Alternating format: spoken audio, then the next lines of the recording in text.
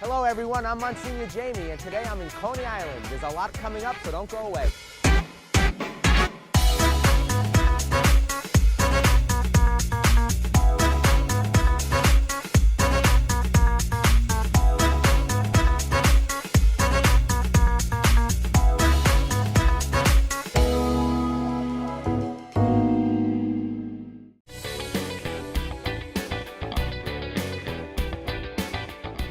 Hello everyone, I'm Monsignor Jamie and welcome to Breaking Bread.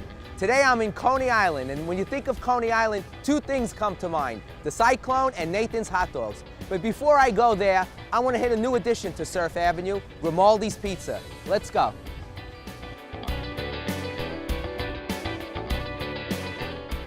And I'm sure you've heard about the famous Grimaldi's Pizza under the Brooklyn Bridge, but that's not their only location. They have a great new location in Coney Island. And today we have Fernando, our pizza maker, who's going to show us some of the tricks that go into making a true Grimaldi pizza. Fernando, thank you for being with us today. Welcome. Thank you guys for coming. I have a question. Are the lines here in Coney Island the same as they are down in Brooklyn? Yeah, sometimes the same. You know, we have a lot of people, especially in the summer, so. When all the kids, after they go on the rides, they want to come here. They go after the rides, not before. Yeah. So now, tell me, what goes into making a Grimaldi pizza? Well, first of all, we're gonna try the dough. You know, we're gonna put a little flour.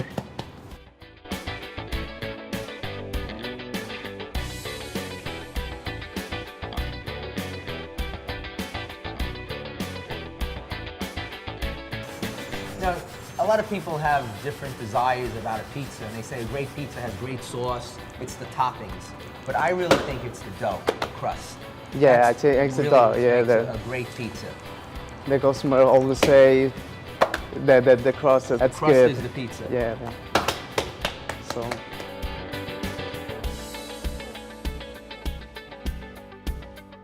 Now, whenever I see someone stretching the dough, I think of Lucille Ball when she was making the pizza and she threw it up in the air and it came right down on her. Yeah, sometimes I do, you know. So I see something right away now. Usually when you make a pizza, you put the sauce first. Yeah, but you know, actually, Grimaldi's always put the mozzarella first, fresh mozzarella first, and then you put the sauce, because you need to put the old toppings first. Okay. All right, so now we're gonna put the sauce. Now this is pizzas for one person? Yeah, actually it's... That's Parmesan cheese? Yeah, it's a Parmesan cheese, oregano, a little bit black pepper, olive oil. Extra virgin? Yeah, extra virgin olive oil. And the basil. Fresh? Yeah, fresh basil. Everything so it's is very fresh. simple. You know? Everything is fresh, and you made that in like 2 minutes. Yeah, but actually this one is the margarita, it's the regular pie. Right. So it's very easy. And then I'm gonna put it up.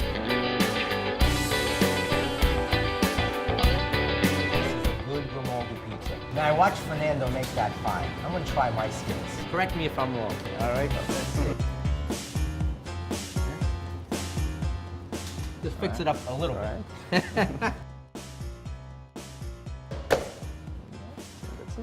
This will be like a mini pizza. Oh. Stretch it a little bit more. Okay, there you got it.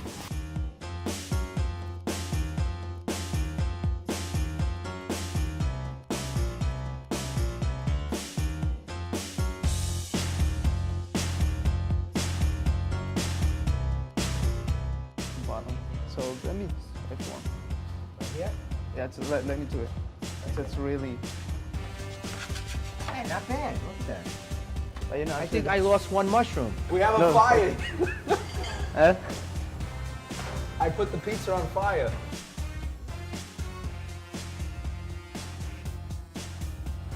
Now, what happened? You know, you put the pie close to the fires. Oh my goodness. So Fernando, what am I going to do with this pie? You throw it out. Throw it out? My pizza! If you don't succeed at first, try again. And I'm not leaving here until I make a pizza, a good Grimaldi pizza. This isn't coming out so a little better this time. Okay? I think so. Make sure it's round.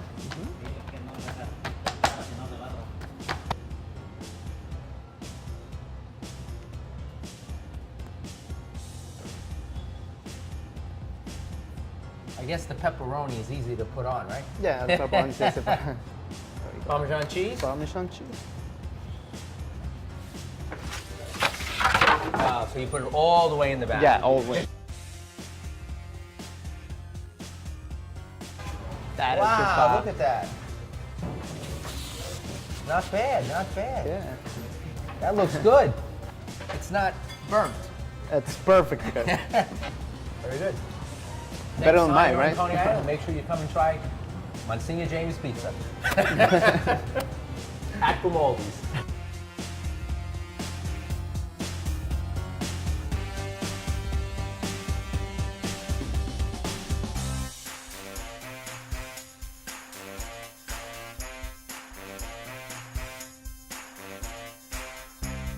If you'd like to come to the Grimaldi's on Coney Island, here's the address.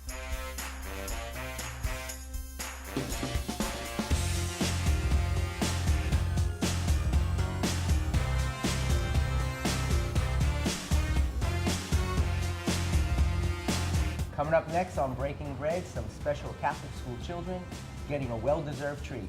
Stay with us.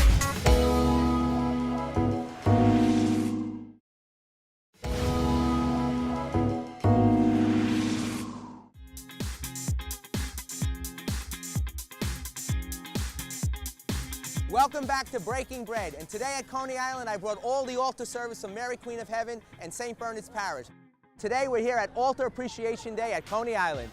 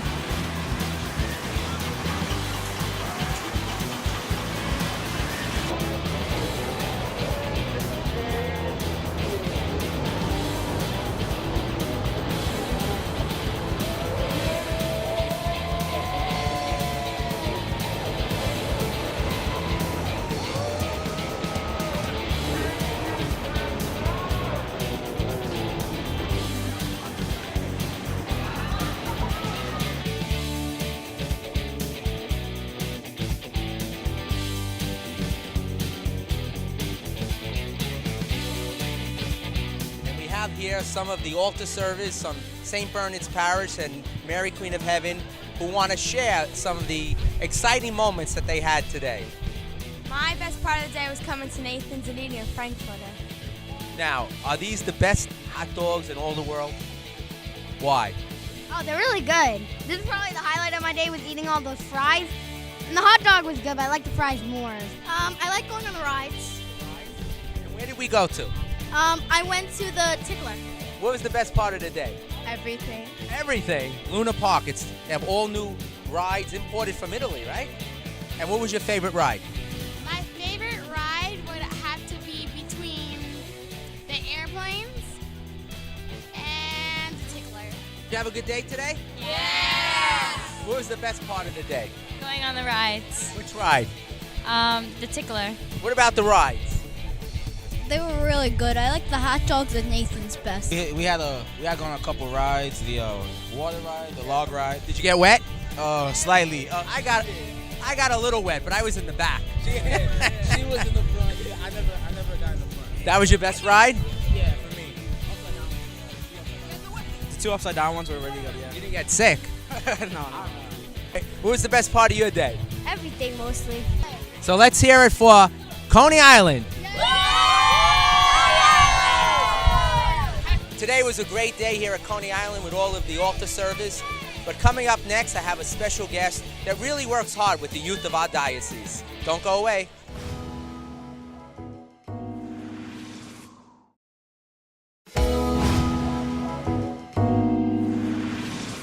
Welcome back to Breaking Bread.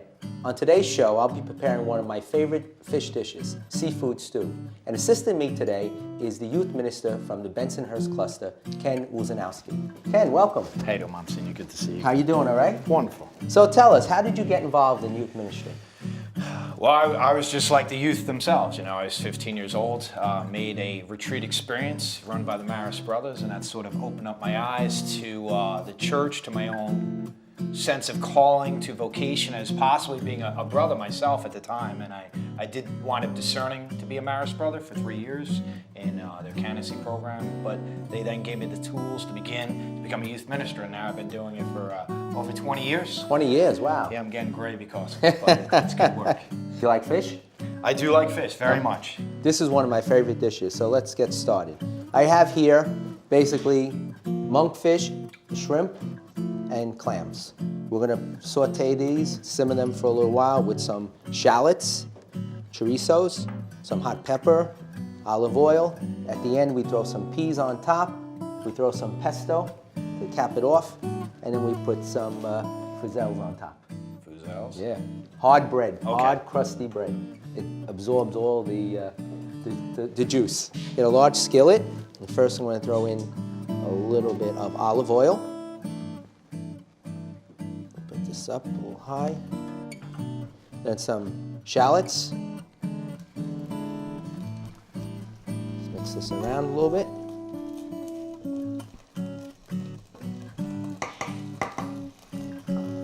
Chorizo.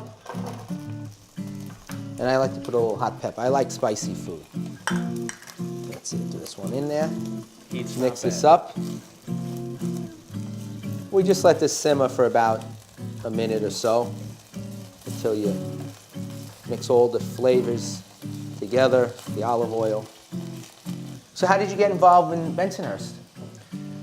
Well, at the time I was working for the Salesians in Jersey, and Monsignor David Casado, I think a good friend of yours, we met up and he found out the work I was doing, and at that time he wanted to initiate the idea of, you know, getting several parishes to come together to offer comprehensive youth ministry on a cluster level. And I had a chance to present to their cluster at the time, which now is a deanery, and that sort of started this ball rolling regarding getting many parishes to come together to do ministry, and they hired me as a full-time youth minister to work with initially 7 parishes. Now we're working in a cluster of 4. So there are 4 parishes. How many children, how many youths are involved? Well, it varies from program to program. We guesstimated last year that we serviced over 1,000 kids in 1 year. Wow. We're going to throw in some white wine, and we're just going to throw that in. We're going to let that simmer for a little while. Put that up a little bit, and we're going to let that reduce by about 1/2. So put that up a little higher. Now, how many nights a week do you meet? Anywhere from 3 to 6 nights a week.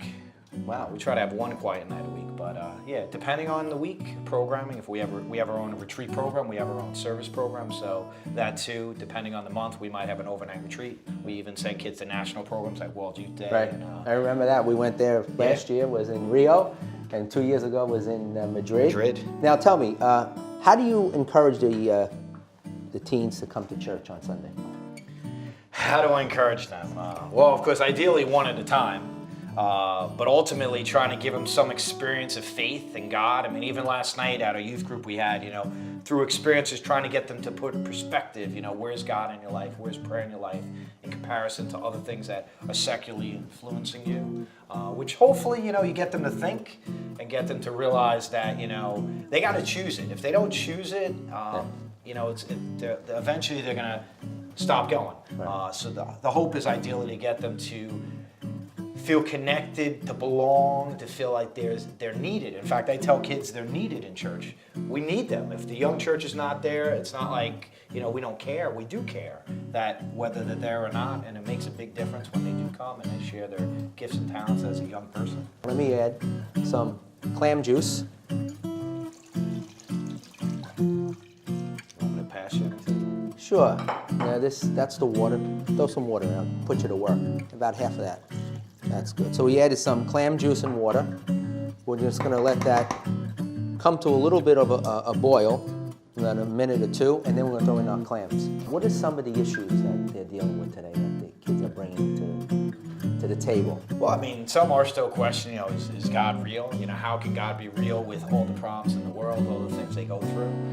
A lot of them are bringing their own dysfunctional experience of family. Single families, divorce, separation is definitely impacting a lot of them. What takes place at these retreats? What goes on? What do they bring back from these retreats? Well, the retreats, I mean, we really try to get the kids to step away from the outside world. So literally, even just technology-wise, turn off the cell phone, break away, be present, and we're trying to raise awareness of self, awareness of God, awareness of the sense of, it's not about yourself, you're called to be in relationship with others, in communion, in community.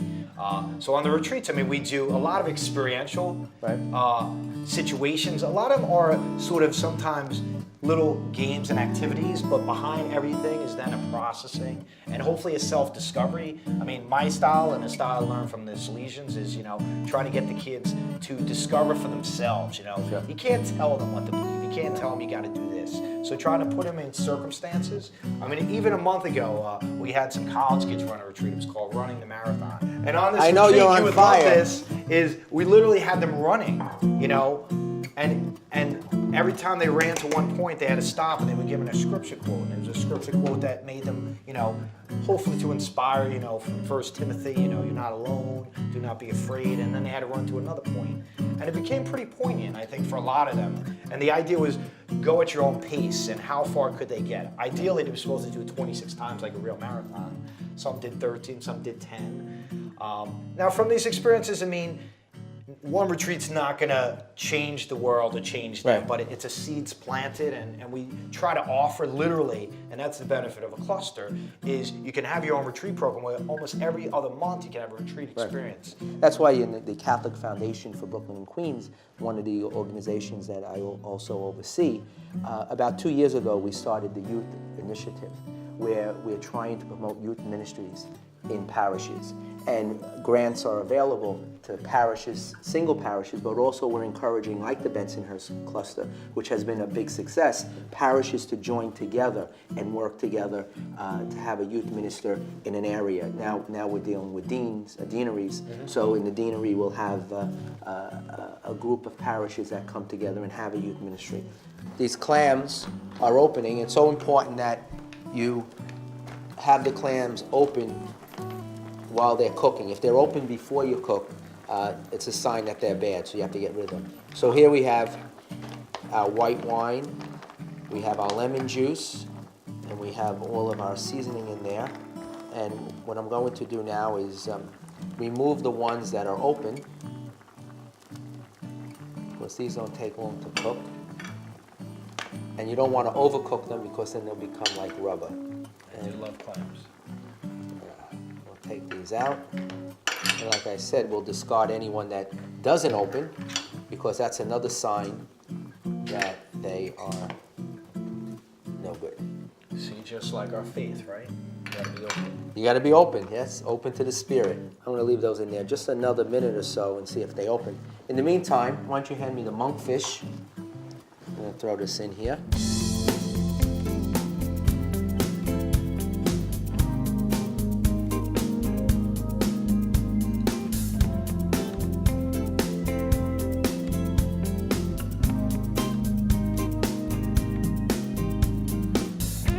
How do you see youth ministry becoming much more a part of every parish in our diocese?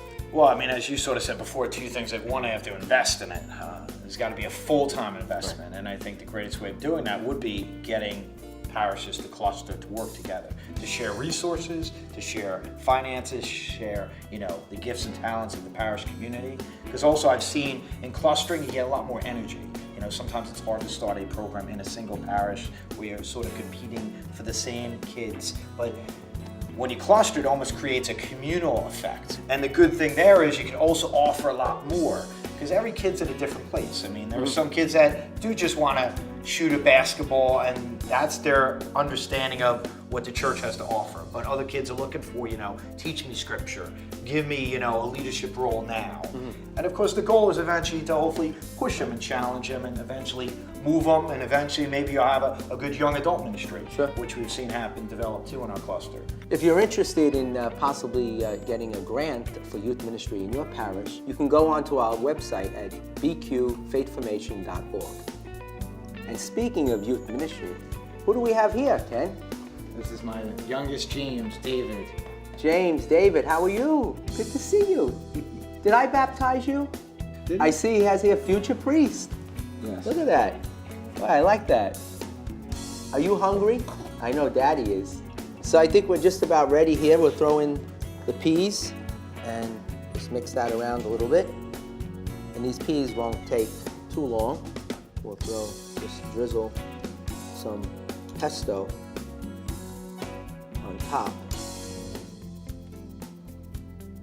Now, of course, you can serve this in a large casserole dish, or you can serve it individually.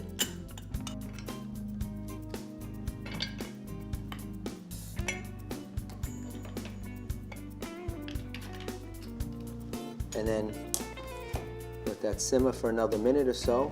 And a nice tweezels. And stick them like so.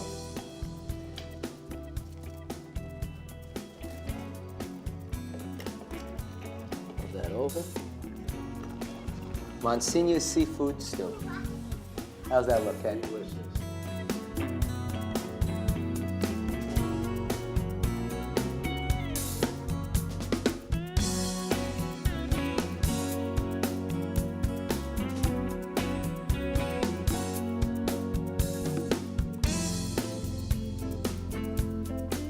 Ken, who do we have here now? Well, I figured you cooked enough for a family. I brought my Catherine. Catherine, how are Say you? hi, Monsignor. Good to see you. God bless you. Are you hungry? Yeah, I know. If you have a recipe that you would like us to try here on Breaking Bread, you can send it to breakingbread@thesalesmedia.org. So James, what do you think about my cooking? You like it that much? Today, Kenny Wodzanowski visited us, and I spoke with him about youth ministry, reaching out to our young people and inviting them to take ownership of their role in the church and to make the church their home. It is so essential to the future of our parishes. The church is where we come together as a family of believers, just as our dinner tables are where we come together as a family in our own homes. The family is not complete unless everyone is at the table, from the youngest to the oldest. We all have to do more to make sure that the seats in our churches don't go unused, and that the next generation of Catholics come to love the Lord and the church as we have. For more information on how you can help the Catholic Foundation for Brooklyn and Queens expand youth ministry, visit CatholicFoundationBQ.org or call 718-965-7375. This is Monsignor Jamie Gigantiello asking that together we continue to build the church by devoting ourselves to community, prayer, the teaching of the apostles, and the breaking of the bread. May God bless you. Thanks for watching.